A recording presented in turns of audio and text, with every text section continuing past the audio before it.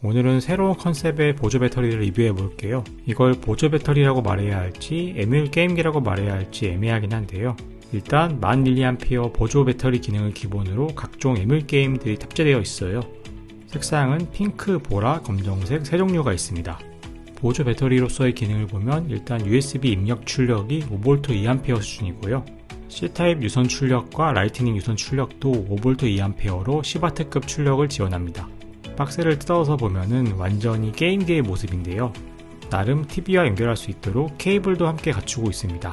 근데 이게 일반적인 HDMI 케이블이 아니라 AV 단자라서 이 단자가 있는 TV만 사용이 가능해요.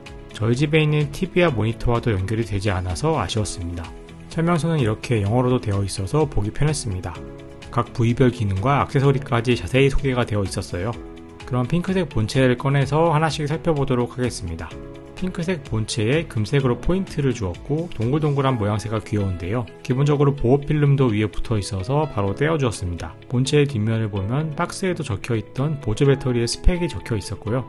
아래쪽에는 보조 배터리를 활용할 수 있도록 각종 단자들이 붙어 있습니다. 그리고 양옆에는 본체와 일체형으로 케이블이 붙어 있는데 오른쪽에는 라이트닝 8핀 케이블이 달려 있었고 왼쪽에는 USB-C 타입 케이블이 달려 있어요. 양옆으로 이렇게 파닥파닥 날개처럼 펼쳐 놓을 수도 있습니다. 보조 배터리로 사용할 때에는 이렇게 내장형으로 케이블이 붙어 있는 게 따로 케이블을 챙길 필요가 없어서 편하긴 하더라고요. 아래쪽을 보면 USB 충전 포트부터 마이크로 단자, USB-C 타입 단자가 나란히 있는데요. 이 중 가운데 마이크로 단자는 충전 및 충전력은 안되고 2인용 컨트롤러로 연결하는 단자입니다. 게임용 버튼은 4방향의 방향키 외에 4개의 버튼이 있고 셀렉트, 스타트, 리셋 버튼도 있습니다. 그리고 위쪽에는 휠 형태의 음량 조절기와 AV 케이블 단자, 그리고 게임기 전원이 있습니다. 전원을 켜면 바로 아날로그틱한 음향과 함께 마리오풍의 선택 화면이 나오는데요. 딱 봐도 1번 중국어와 2번 영어 중에서 선택하는 것으로 보이죠. 저는 중국어는 모르니 영어로 선택해보면 영어로 된 게임 리스트들이 나옵니다. 위에 500in 1이라고 나와 있는 것처럼 1부터 500번까지 게임을 고를 수 있어요. 슈퍼마리오 시리즈도 무려 16이 있어서 실행을 해봤는데 완전 해적판 짭게임이 들어있었습니다. 정체 모를 허접한 게임이라서 이런 것들은 굳이 넣었어야 하나 싶습니다. 스마트폰 게임 초기에 유명했던 앵그리버드 게임도 있어서 실행해봤는데요. 실제 게임은 앵그리버드를 본따고 다운 인식하여 만든 단순한 게임이었습니다. 제대로 된 게임은 없는 건가 슬슬 불안해지고 있을 때 이번에는 슈퍼컨트롤러2가 있길래 실행해보았습니다. 타이틀을 실행한 이후에도 여러 버전들 중에서 선택을 해야 했는데요. 일단 1번 버전의 슈퍼컨트롤러로 선택해 실행해보겠습니다. 중국어 타이틀이 뜨는 걸 보니까 중국산으로 이식된 제품 같아 보이긴 하는데요. 다행히 게임은 예전에 오락실에서 즐겼던 슈퍼컨트라 그 느낌이었습니다. 최근에 모바일로 이식된 슈퍼컨트라도 있긴 한데 원작의 손맛은 역시 다르네요. 그 외에도 엄청나게 많은 게임들이 있는데 뭐가 뭔지 알아보기가 힘듭니다. 아쉬운 점이 이게 이 게임 선택 화면에 게임 화면이 없이 번호와 제목만 뜨는데 중국판 해적판들이 섞여 있다 보니까 뭐가 진짜 유명 게임인지 골라내기 힘들었네요. 500개의 게임 중에 팩맨을 겨우 찾을 수 있었는데요. 아래 크레딧을 보니까 원작은 아니고 닌텐도로 이식된 제품인 것 같네요. 저도 팩맨 세대는 아니지만 게임 역사상의 상징적인 게임이라서 한번 해봤습니다. 역시 5분 이상 플레이하기에는 좀 무리가 있었네요. 제대로 된 슈퍼마리오 시리즈도 찾아볼 수가 있었는데요.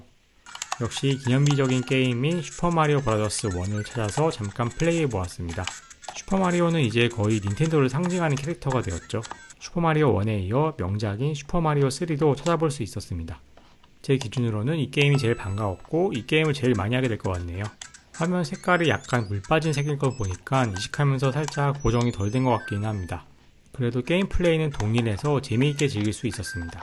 가장 아쉬운 점은 세이브 로드가 되지 않는다는 점이었는데요. 이 게임뿐만 아니라 모든 게임에서 세이브 로드를 지원하지 않습니다. 그래서 한번 손에 잡으면 리셋하지 않고 끝까지 해야 합니다. 그래서 본격적으로 게임을 즐기기보다는 어디까지나 간단한 킬링타임용으로만 쓸 수밖에 없다는 한계가 있겠네요. 다른 게임들도 살펴보면은 고전 명작인 테트리스도 당연히 있고요. 이것만 붙잡고 있어도 사실 시간이 후딱 갈 것 같습니다. 어릴 적 문구점 앞에서 많이 했던 스노우 브라더스도 있었습니다. 이런 보글보글 위의 게임은 한 명보다 두 명이 같이 힘을 합치는 게 더 재밌었죠. 그래서 이런 전용 2인용 조이패드도 같이 구성품으로 판매가 됩니다. 2,000원만 추가하면 구매할 수 있어서 일단 구매해봤어요. 아래쪽에 있는 단자에 케이블을 끼우면 바로 2인용으로 사용이 가능합니다. 이렇게 스노우 브라더스도 두 명이 함께 즐길 수 있게 되었습니다. 예전에 향수 덕분에 사긴 했지만 사실 이 작은 화면에 컨트롤러까지 연결하니까 좀 어색하긴 하네요. 큰 화면에 연결해보고 싶긴 한데 제공되는 케이블이 구형 TV에만 있는 AV 케이블이라 저희 집에는 연결 가능한 TV나 모니터가 없더라고요. 게임 기능은 여기까지만 보고 배터리로서 기능을 좀 살펴보죠. 아래쪽에 있는 배터리 전원을 켜면 남아있는 배터리 용량이 %로 표시됩니다. 나름 1% 단위로 표시되기 때문에 정확한 남은 용량을 확인할 수 있어서 편리하네요. 충전을 하면 이렇게 화면에도 초록색 전기 표시가 뜨며 충전 중임을 보여줍니다. 스펙시트에 적혀있던 것처럼 5V 2A에 맞게 11W로 충전이 진행되네요. 사실 1만 mAh 용량이 보조 배터리로서는 그다지 큰 용량은 아닌데요. 충전기 기능으로서 더 매력적인 건 이 일체형 충전 케이블이었어요. 충전 케이블을 따로 말아서 챙길 필요 없이 옆으로 끼워 넣어두기만 하면 되니까 휴대할 때의 부피에 대한 부담이 상당히 줄어들 것 같습니다. 정리해보면은 이 기계는 레트로 게임기를 사고 싶긴 하지만 명분이 부족한 분들에게 신기한 보조 배터리를 샀다고 합리화를 할 수 있는 제품인 것 같습니다. 물론 500개 게임이라는 것과는 달리 실제로 제대로 된 게임은 얼마 없었고 다른 본격적인 에뮬레이터 기기들과는 다르게 게임 롬 파일을 마음대로 추가할 수도 없기 때문에 초기에 내장되어 있는 게임들로만 즐길 수 있다는 큰 단점이 있어요. 그리고 세이브 로드가 안되냐는 점 또한 에뮬레이터로서는 큰 단점이죠. 그럼에도 불구하고 3만원대라는 가격은 한번 질러볼까 하는 느낌이 드는 가격이고 그래서 저는 보조 배터리 살 돈에 조금 추가해서 사보자고 해서 구매를 하게 되었어요.